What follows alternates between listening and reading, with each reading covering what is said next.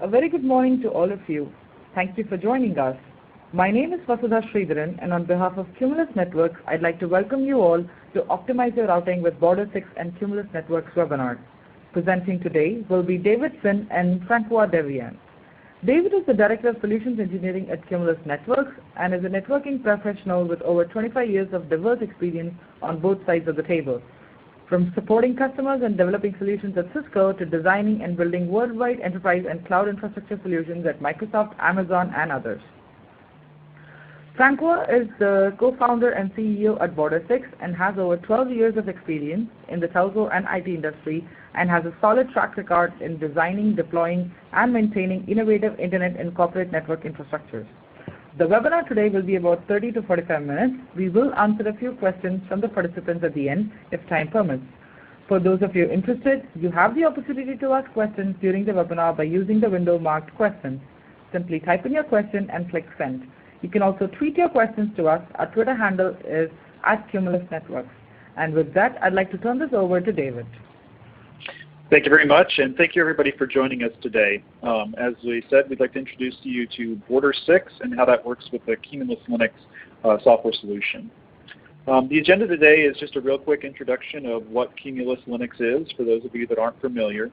And then we'll launch into what the issues are with the internet today, or connecting to the internet at the edge today, and how Border 6 can help you with this on top of leveraging Cumulus Linux as your edge device within your network. What the requirements are to allow this to happen, how you can go and do some probing and export to be able to collect rich data and allow your end system connecting you to the internet to react to that, and then give you some examples of what this optimization does for you.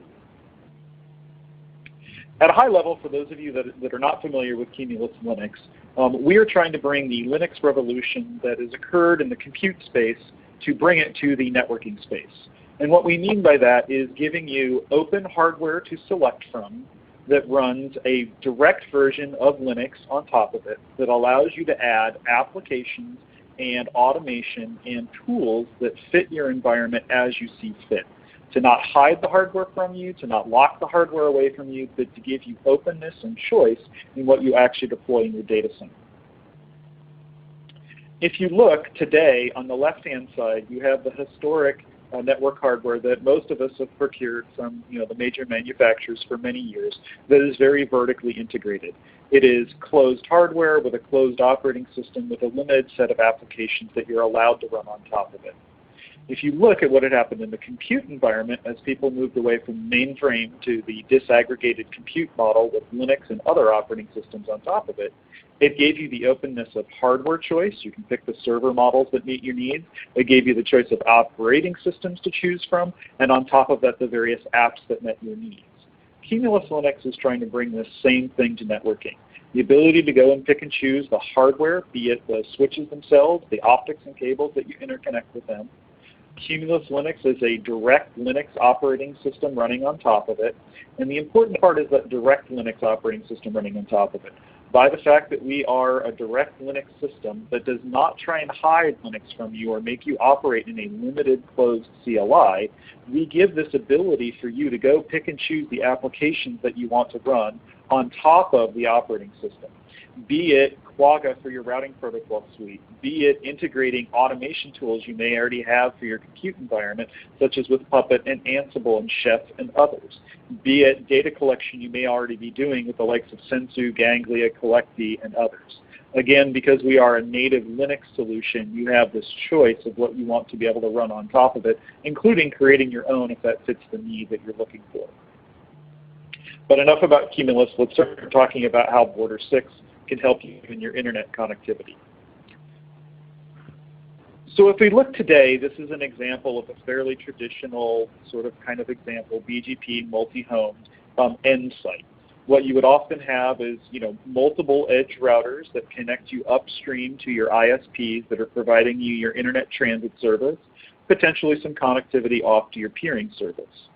Today, most of these are fairly large routers that then would go through, say, a firewall or a DMZ going into your internal network.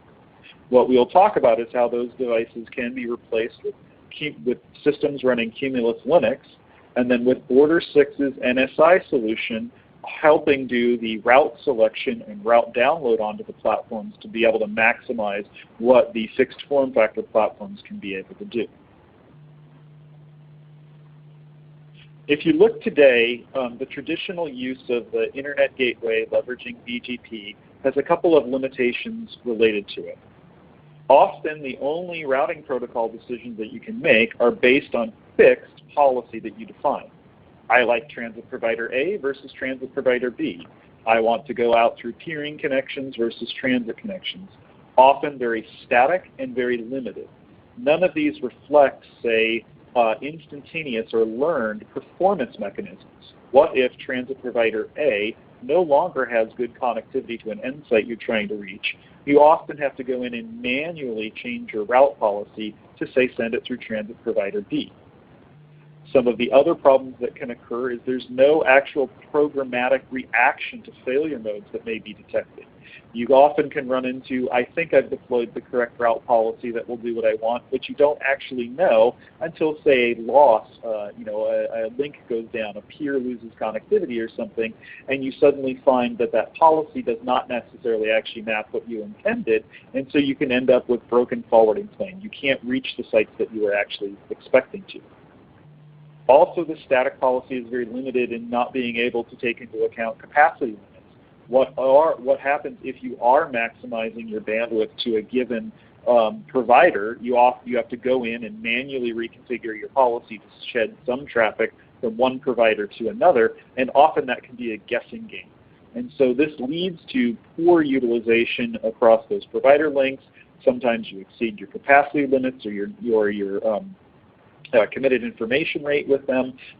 Sometimes it leads to congestion and poor experience for both who you're getting to and your customers that may be trying to get to you. So if we look at this in a specific example, this is taking a look at a site in Europe attempting to reach a site in the USA, and looking at how the one transit provider, which is in the purple, has a number of spots where the round-trip time, the loss is occurring that's resulting in longer round-trip time that is variable as various things are happening. Say on their internet, their network is reaching congestion, or they're having, they're doing maintenance or other such things that are not visible directly to you other than the fact that you are seeing packet loss across it.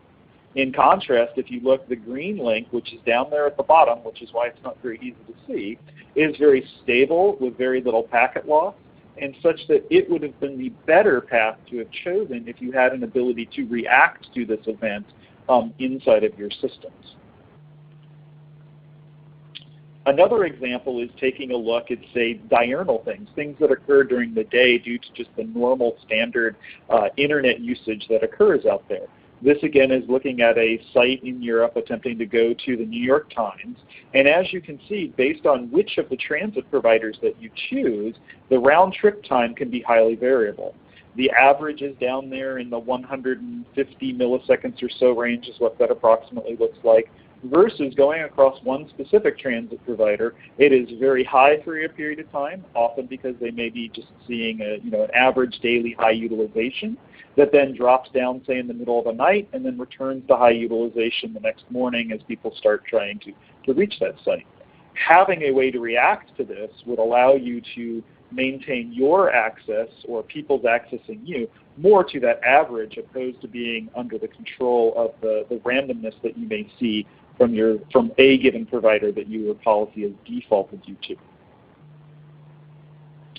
And then another way to look at this is, things like Google and other such indexing and searching providers, they take into account the actual reachability and speed at which they can get from their servers to yours to go do indexing on it. And part of that is set up to actually be leveraged in their indexing links. So sites that perform faster, or what they believe will be faster for customers, will appear higher in the search index links than ones that do not. So having a very static policy, or a policy that does not take into account the actual real-world performance, can definitely affect your ranking inside of Google, and that may affect how many customers that you're able to draw to your website.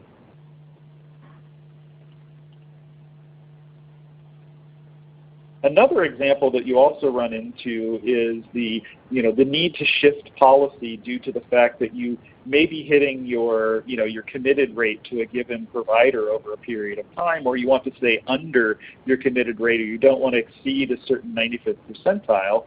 And this often turns into a need to manually adjust your route policy as time goes on during the month so that you have a fairly predictable bandwidth cost, or you don't over exceed on any one provider or another.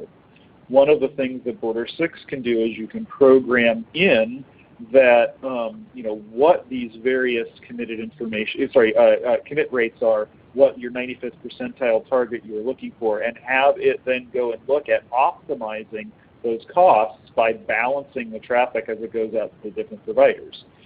As you can see here on the left-hand side, we were not necessarily leveraging the purple provider up to its committed rate, which is sort of there, the top flat line in purple. And so by turning the optimization on, we started shifting traffic that was on the orange provider to the purple provider, therefore getting us closer to the 95th percentile target. And also it turns out the net view of this is that we're seeing overall better performance in general, as our peak utilization is actually going up higher, potentially because the utilization is now better and the performance is now higher. So let's look at the second aspect that comes into account when you're looking at the internet scale routers that you have. Often these routers need to be able to handle the entirety of the route table. Today, the IPv4 route table based on the transit provider that you're connected to is in order of 550,000 routes and continues to grow larger. All expectations is that the IPv4 addresses are running out around the world, that the amount of deaggregation or the amount of new prefixes that are going to be announced will continue to grow, and this number is expected to continue to go up, driving those hardware routers that you need to use at the edge of your network if you want to carry the full route table to have very large forwarding tables, be it TCAM or be it expensive memory with expensive lookup engines, to be able to handle this very large routes. And 1 million routes are definitely what people should be targeting today when you look at the trend line for the overall utilization of IPv4. If you look at the cost of this translates into the raw hardware cost of what you're having to buy. You're buying very expensive, very complicated, high-end TCAM memory to be able to support these full tables, which results in very, very high cost. If you look at the fixed form factor platforms that you see that are often targeted for top of rack, they don't necessarily have very large route tables. So they range between 16,000 routes up to 128,000 routes and other different options that are coming on as you go forward.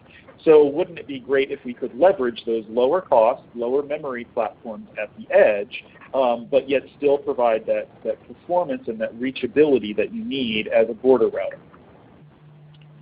So how can you do this? Well, one of the things that has been done is if you go and look, there are a number of research that has occurred that has looked at the actual amount of hot routes. That is, the routes that are meaningful and important that you're actually trying to reach at any one point in time across the entirety of the internet.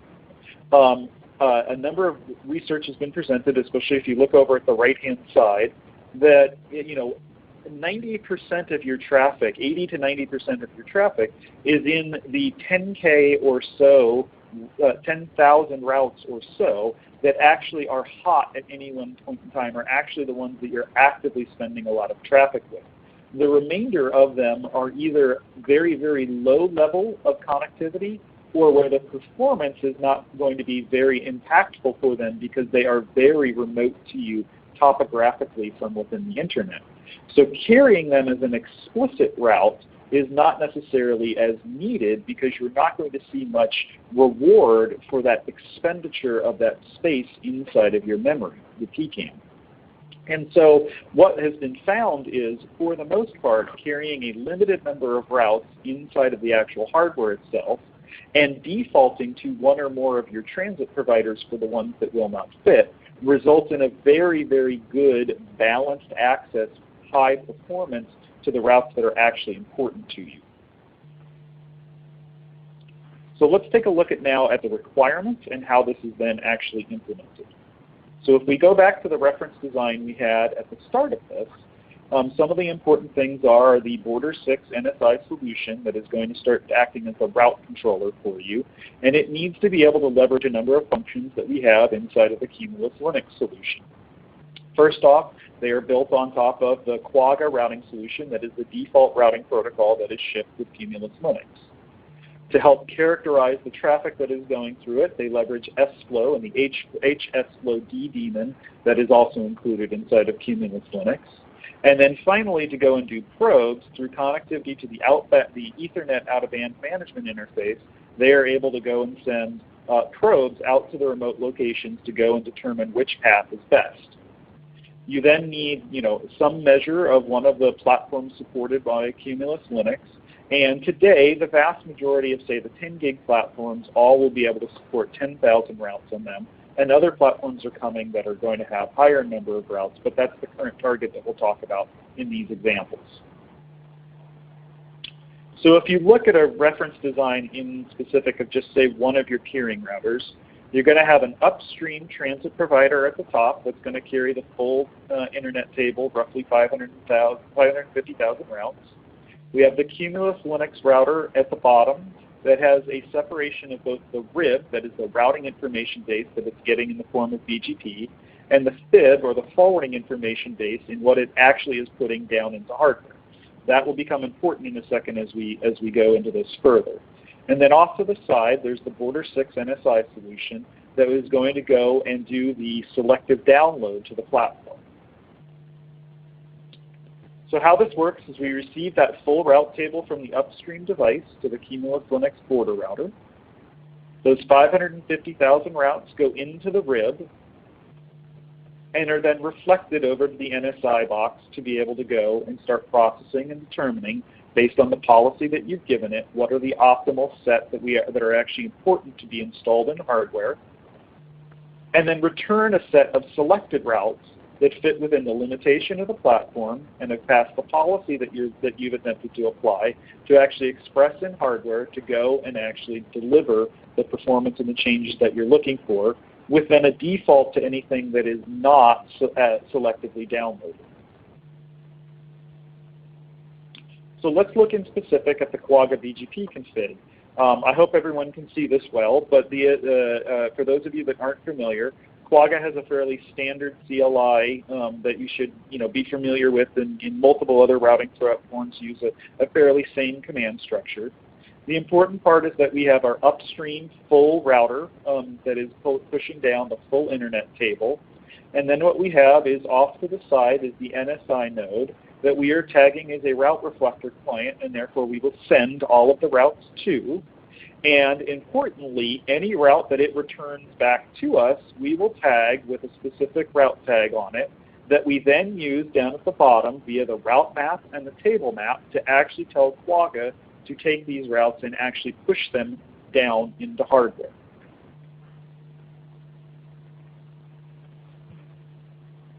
So then let's look at some of the optimizations that now the Border 6 NSI can do now that it is in the middle of the route selection process that you're going to leverage on the actual platforms itself. Here's a reference example where we have two Cumulus Linux routers that are connected up to two transit providers, and one of them also has an is connected, say, a peering point. We then go and enable SNMP and NetFlow sampling on those two devices and ship the information off to the NSI the Border 6 NSI solution to be able to go and start processing and looking at the performance characteristics and the various events that are occurring so that it can determine how to react to those. From a configuration standpoint, for any of you that have used the hsflowd before, this is basically to turn just sflow on, to sample every 20 seconds, to pick the set of samples at a 1-to-1 ratio on the 1 gig or 10 gig E interfaces, and then go and export it off to the NSI device for it to go and process. The second aspect of what the NSI solution can do is to go and send probing out to specific locations through each of the transit providers and determine which is best. This can be automatic or manual, so you can do it on demand or have it happen routinely in the background for you. And you can choose to do a TCP, say a web connect, or an ICMP-based ping. ICMP, definitely anybody who's looked at that sometimes is not necessarily optimal. Therefore, TCP is there for you to be able to go and actually try and do a web connect and actually see exactly what a real performance should be actually expected for an end customer.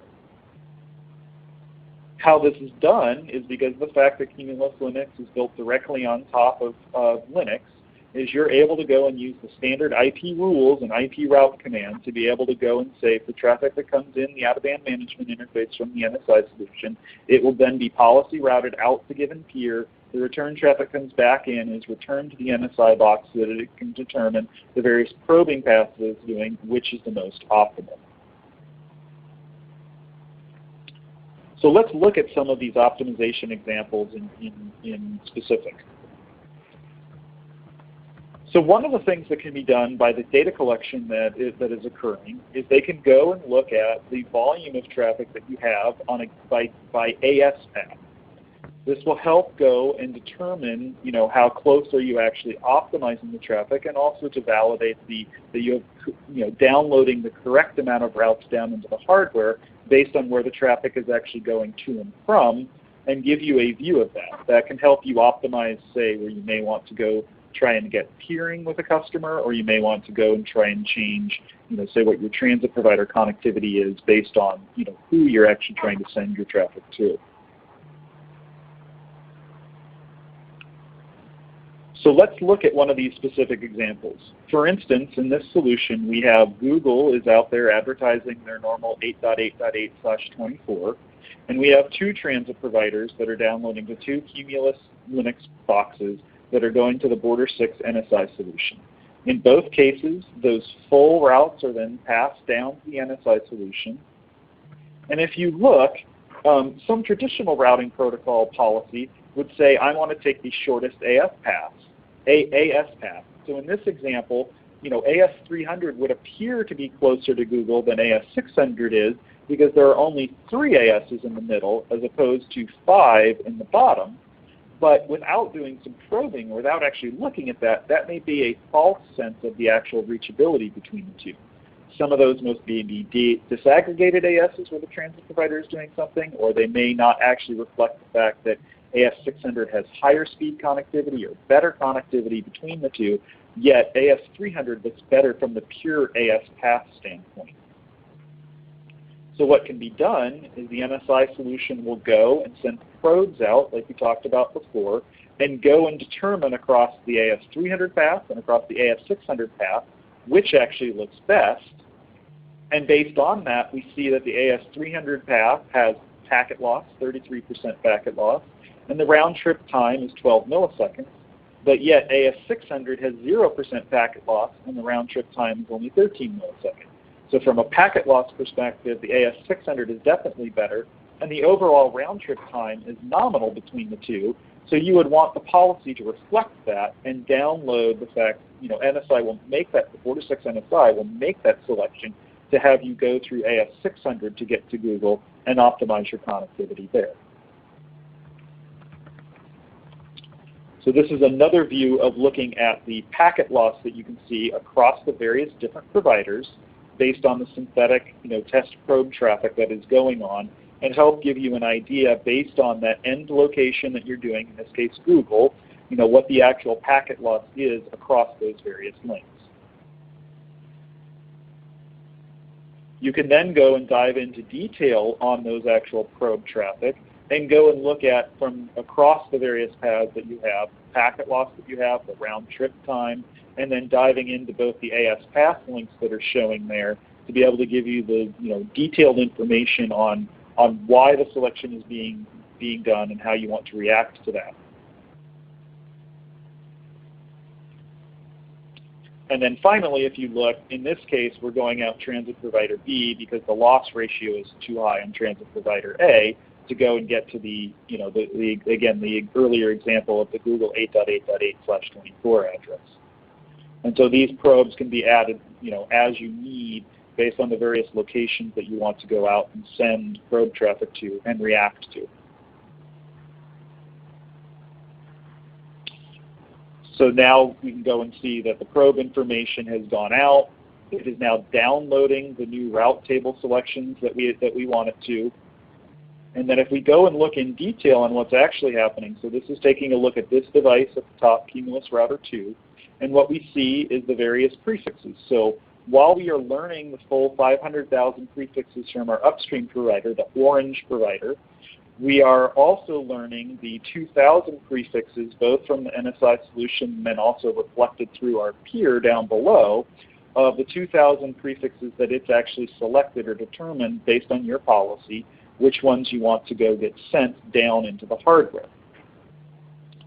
If you then go and dive into detail on the hardware again on Cumulus Device 2, if you look at the fib is only downloading those 2,000 prefixes that were sent to us, not the full 500,000. So we are still fitting inside of what the hardware capability of that edge platform has by fitting, by that limit of, say, the 10,000 prefixes or the 16,000 prefixes based on which platforms you're choosing and the limit that you choose.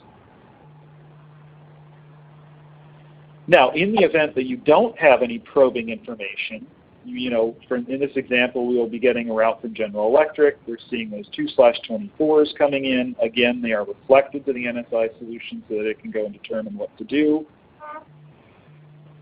Again, the AS path length is reflecting the fact that the shorter one is across AS 300 versus the longer path is across AS 600.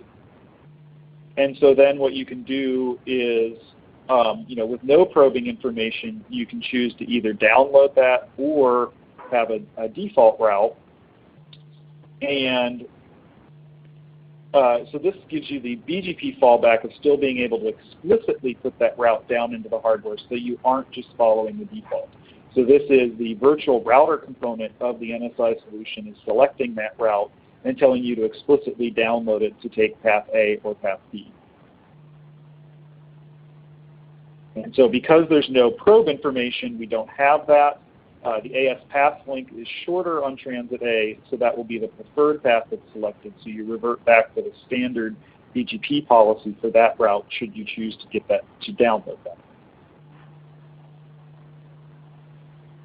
So in summary, if you look through the things that we've talked about before, if the destination prefix is among the top X that you've selected, and there is probe information about going to that, then we can push that down into the hardware. And if there's no probe information, then we'll fall back to the standard BGP path selection. And that selected route can be pushed down into the Cumulus router at the edge. And for those destinations that aren't in the top X, the volume that you choose to download, the traffic will just fall through the default route, so you still have reachability and they still have connectivity to you. Thank you so much, everybody, for joining us today and taking the time to attend the webinar. We hope that you can tune in for our follow-up webinars as well. And thank you, David and Francois, for answering the questions and the presentation. We would love to get some feedback from the follow-up emails as well. Thank you for your time today.